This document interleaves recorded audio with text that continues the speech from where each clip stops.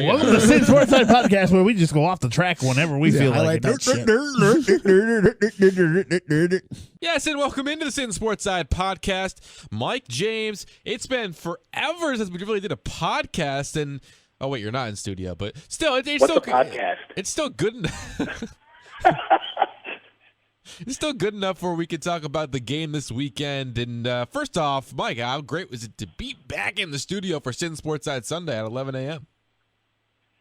I forgot what the studio even looked like until a couple weeks ago when I was back. I was like, whoa. We got a bunch of signs around now, so. I know, it's weird. I got lost when I got to the building. I was like, where am I going? But you were here before. No, but it's been good. You were here and it was painted, right? So, but you probably forgot it was blue now. Yeah, I think the last time I was in building, the walls were still cream. It's been that long. All right, Mike, so we're not on this week. We're actually off this week. No Sittin Sportside Sunday, unfortunately, because of Yankee baseball. You'll be in doing the game and making sure it gets on our airwaves. Actually, I am not. Now I've been switched off. Oh, wait. Should we cut this out of the podcast? Is this just too? No, we'll leave it in there. All right. Leave it in there. Who the heck's on the game? Nicole. Oh, good for her.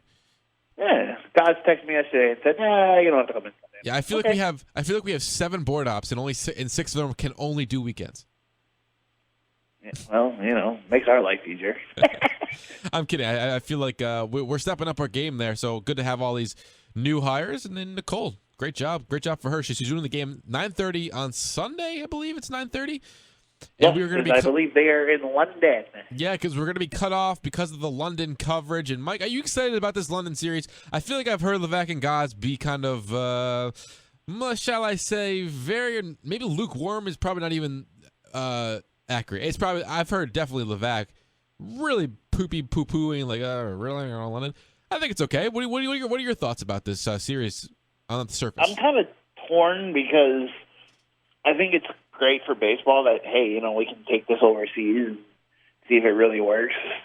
But at the same time, I don't know if I really like it because of how hot the Yankees are playing right now, and I feel like this may kill their momentum. I almost wish they were not as hot as they are right now going into this series, just because I have a feeling that this might take a lot out of them and it might kill their bats. And we got a nice, 28-game, 29-game home run streak going right now. I don't want it to end. I don't know if it's a killer bats, but I understand what you're saying, like a cross-sea trip.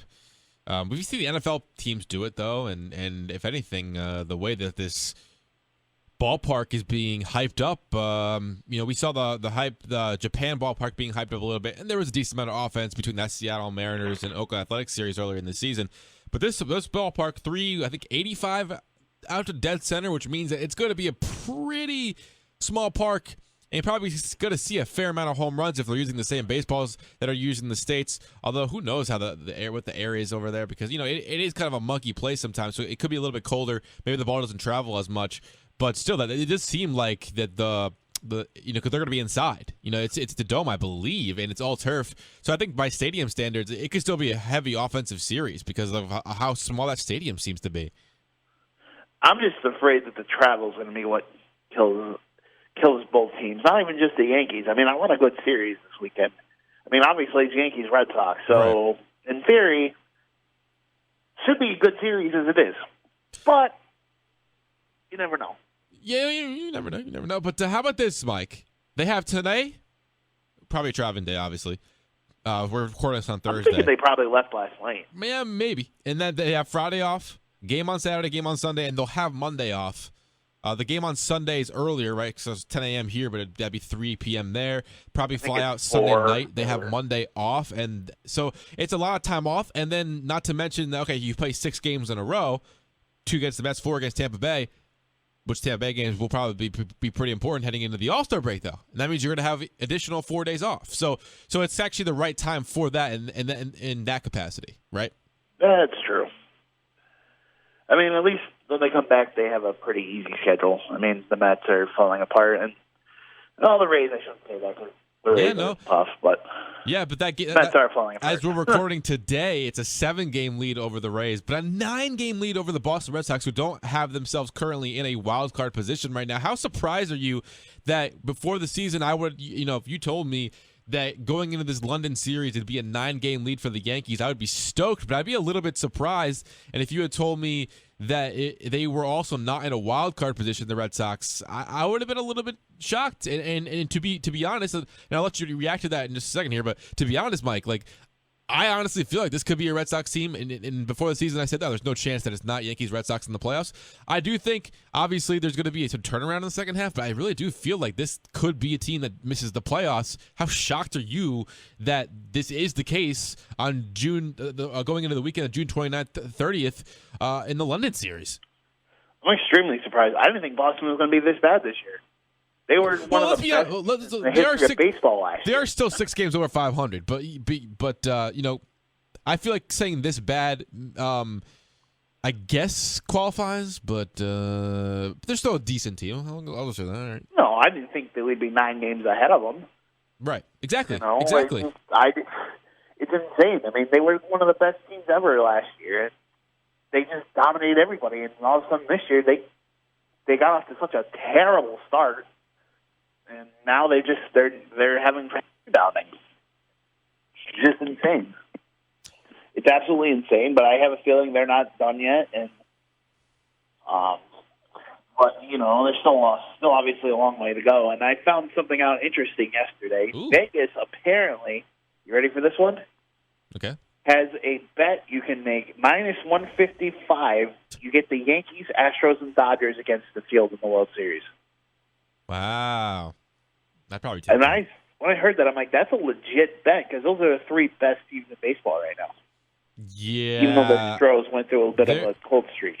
There could be a team that comes out of the woodwork. I am probably more of a firm, but a lot of people are kind of writing off the Twins. I'm actually a pretty firm believer in the Twins, and I have a small feeling that they will go out and get Bumgarner. Who knows? But no, I'll probably would take that bet. But don't sleep on the Twins, man. I think that they're a decent team, and the Braves. The Twinkies? Yeah, and the Braves are actually looking pretty good, and the Central is the best division. National League Central is best division ever. So yeah, sure, on surface, I would take that bet, but it's baseball, and anything can happen, right? In the playoffs, man. All right, do you remember the podcast that we did? And you can find all our podcasts on youtube.com/team1045, the Sittin Sportside podcast playlist, or go to 1045theteam.com. Click on the podcast tab, Sittin Sportside podcast. That'll take you right to or all of our podcast playlists. Mike, do you remember the podcast that was called what was it called? It was called LeMay Who's Coming to the Yankees? And do you remember when we talked about that? I think Taylor was on that podcast, so thought they were talking about the signing of DJ LeMahieu. And I remember we both liked it. I haven't listened to it recently, but I remember we both liked the deal. But I think we undersold it. You think? I mean, at this point, how do you take the guy out of the lineup? You don't. You just can't. He's hitting the cover off the ball. Did you not pay attention to Colorado? I mean, that's the thing. He won a batting title in Colorado. And that's the thing that I feel like gets lost here is how much people poo-poo Colorado. Oh, he did that in Colorado. Oh, he's really not that good a hitter. It's because he plays in the thin air of Denver. No, he's actually a really good hitter. And to think, and you like to crap on the Mets more than anybody I know, to think that the Mets paid more money, I believe, and preferred Jed Lowry. And look, Jed Lowry had a really good year for a playoff Oakland Athletics team. I don't blame what the Mets did. But just looking at it from the surface here, the Mets signed a guy who hasn't even played for the team because he's been too injured. And remember, he's old. Instead of a younger DJ LeMahieu, who, like you said, won a batting title. It's crazy to me that the Yankees, not crazy, but because Cashman knows what he's doing. But look at the Mets. It's typical Mets to sign a guy who's old and doesn't play at all, and then the Yankees get a guy cheaper in DJ LeMahieu, and he's been the best player on the Yankees possibly the whole season. Fun fact right now: DJ LeMahieu, if the season ended right now, would win the AL batting title. That would be I don't know how many of these people are like that, but that would be one in the National League and one in the American League. Yeah, that'd be impressive. Currently leading Rafael Devers of the Boston Red Sox, who, by the way, is a fun hitter to watch, by 14 average points. Wow. He's saying 336. Devers is saying 322. Yeah, man. His line right now is 336, 12 home runs, 54 RBIs. I never would have saw that coming out of him. See, I have no idea what I expected from DJ. We can go back and listen to that podcast and maybe get a little bit of a perspective on our exact thoughts. I remember thinking this is a good signing for the Yankees. Like it's one that people didn't really see coming. It's almost like the Edwin Encarnacion train, right? Like it was like you don't really need it because at that time Andujar was healthy. We thought Troy Tulowitzki was going to be something, so it was almost like, okay, yeah, it's good to have the depth because Tulo with the injury history, we didn't know Andujar was going to get injured, but we were kind of feeling like we didn't really get, like it wasn't necessary, but we liked it, and that's kind of how the Edwin Encarnacion trade was as well. But he's been. I don't think anyone expected as good of a season as he's had. The power has definitely come to. He is the leadoff hitter. He is what the Yankees need at the top of that lineup, which they lost when McCutchen was the leadoff hitter for the stretch run last season. But I also mentioned the fact that we got Edwin Encarnacion. We talked about that, of course, on Sittin Sportside Sunday, brought to you by DeAndrea's Pizza.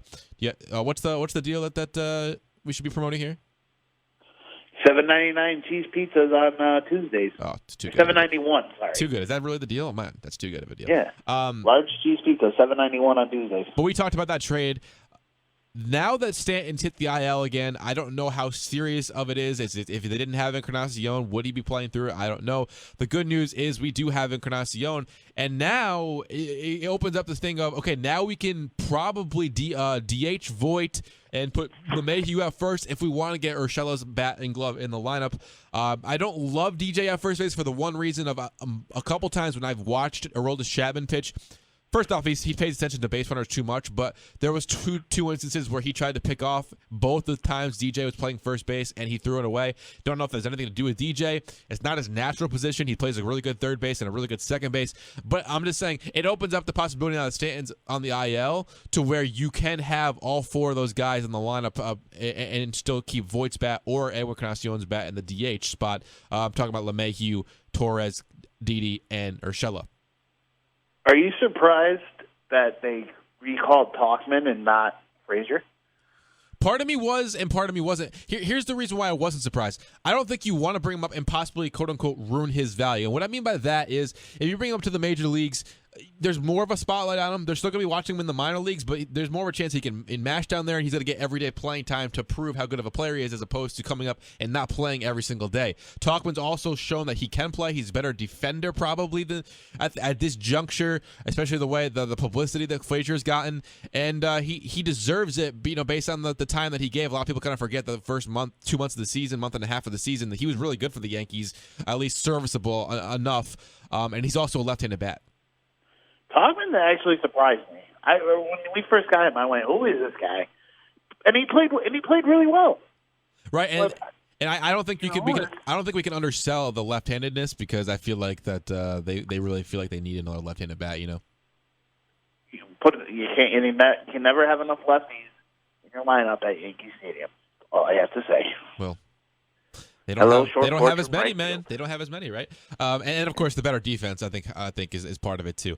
We have a whole other month to talk about this, but we don't have a chance to talk about it on this week on Sittin Sportside Sunday. We only have one a week, so we might as well continue to talk about it. What's your latest thought? What's your latest thoughts on trades for the Yankees going into the really only a month left to make a deal? There's a big rumor floating around about Scherzer, and I don't think Cashman can pull it off. But they need to go get an arm. I think at this point you don't even count on Severino coming back this year. You can go without him. And you just hope for the best. But you got to get an arm. They need at least one arm, if not two. Did you know that Max Scherzer is owed the other half of his contract? It's like over $100 million 7 years after his contract is up. He's got the Bobby Bonilla type of deal where he gets paid for 7 years after his contract's up. Did you know that? Really? Yeah. So there's a lot of stuff with Scherzer. First of all, I don't think the Nationals will trade him, but then there's also a lot of financial difficulties with Scherzer because if they're trading Max Scherzer, they're not going to want to be on the hook for all of that money, not only for the rest of his contract, but the money that he's owed after the contract. So there's so much logistically with Scherzer, with the money on top of the fact that he's one of the best pitchers that I don't think the Nationals would trade him, that it's a pipe dream. I would love to have Max Scherzer. I would basically book a World Series championship. Is that too far? Maybe not, but I really would probably book a World Series championship if we were able to land, if the Yankees were able to land Max Scherzer. I just think there's two. First off, I don't think the Nationals would trade him because they're trending upwards and they could be in the thick of things in the National League wild card race. But also, too, it's too difficult financially to really deal with that deal. You know what I mean? Yeah, it's going to be interesting to see what Cashman does. They need to go get arms. They don't need a bat right now, but they need arms. They need, Yeah. It looks like Batanzas is done for the year. Severino's probably done. So they got to go get another reliever, I would say, and they got to get a starter. Is that canon? Right. Is that legitimate or what?